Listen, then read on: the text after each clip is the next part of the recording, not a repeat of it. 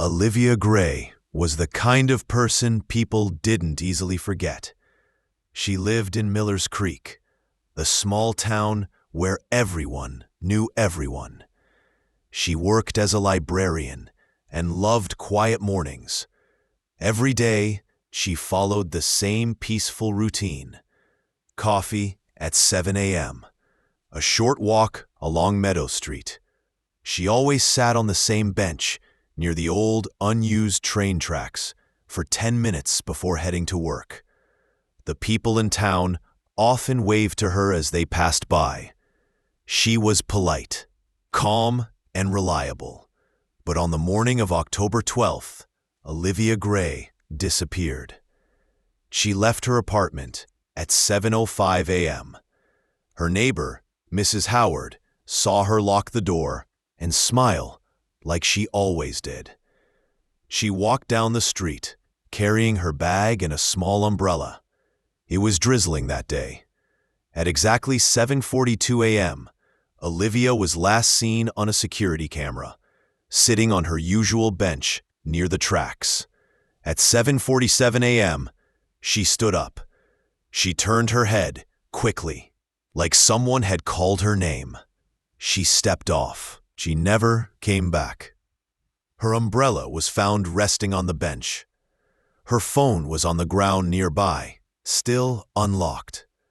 Her bag was hanging on the bench's armrest, untouched. At first, no one panicked. People thought maybe she had gone to visit someone or had simply forgotten something. But when she didn't show up for work and didn't return home, her mother grew worried. Olivia had never missed a day without calling. Never. Her mother filed a missing person report by the evening. Detective Alan Brooks was called to investigate. He was known for solving hard cases, but this one would stay with him forever. When he first visited Olivia's apartment, nothing was out of place. A cup of cold coffee sat on the kitchen table. The chair was slightly pulled out, like she had stood up quickly. Her calendar was marked for the day. Pick up dry cleaning, work shift, call mom, a life interrupted.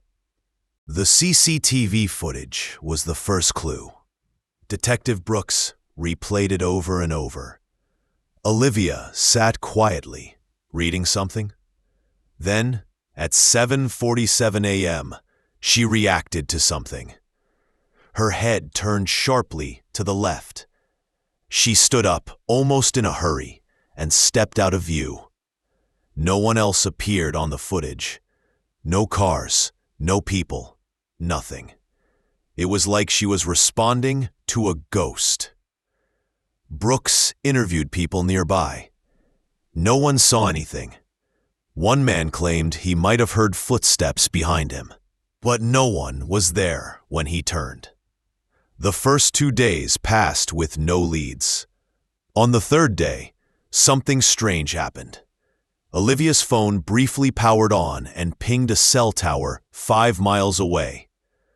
The location led the police to an abandoned textile factory that had been shut down for almost 20 years. Brooks and his team searched the factory top to bottom. The walls were cracked. The floor was covered in dust and broken glass. In the center of the main room, they found Olivia. Nearby, her notebook lay open, the last page scribbled with a rushed message. "He's here. He called me by name. I can hear him. I shouldn't have looked back. I shouldn't have followed him." Brooks felt a chill in his chest. Who was him? The factory had no power, no working cameras. But they found something else. In a hidden basement room, they discovered piles of old missing person posters. Dozens of them. All were cases of people who had vanished near the same abandoned train tracks over the last 15 years. No one had ever connected the disappearances before. On the walls of the basement were strange phrases written in black marker. He calls them. They follow. Don't answer when he calls your name. Looking back is the last mistake you'll make. It wasn't just about Olivia. There was a pattern. Brooks began to piece it together. Every missing person had vanished within the same 5-mile radius, all near train tracks, all between the hours of, and in most cases, they had left their belongings behind as if they had no intention of disappearing. Brooks made a detailed map. At the center of all the disappearances was the abandoned factory. Local legends began to resurface. Some called it the Keeper. Others whispered about the man on the tracks. But Brooks didn't believe in ghosts. He kept working the case. He tracked down old witnesses. One woman, whose sister vanished 8 years ago, told Brooks something chilling. She said her sister had complained for weeks before she disappeared. She said she kept hearing someone call her name, but whenever she turned, no one was there. Brooks followed more dead ends.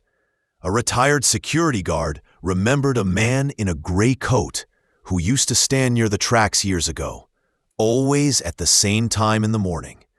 But no one could ever find him. The deeper Brooks dug, the more he became obsessed. One night, frustrated and exhausted, Brooks went to the factory. He wandered into the basement and kicked aside some debris. Under a collapsed shelf, he found a hidden trapdoor.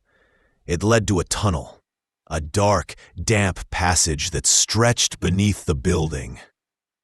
In the tunnel, he found a small, locked room. Inside were wallets, watches, rings, all belongings from the missing people. In the corner, there was a dusty cassette recorder. He pressed play. It was Olivia's voice. "I see him. I hear him walking. He doesn't talk, but I know he's waiting for me to follow. I made a mistake. I turned around. I can't leave now. If someone finds this, please tell my mom I didn't just leave. I didn't just walk away." The tape ended with a loud noise, like a door slamming shut. Brooks left the tunnel in silence. He realized that no matter how deep he searched, Olivia was gone.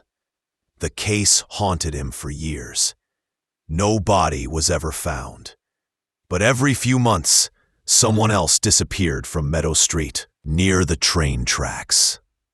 Each time, their belongings were left behind.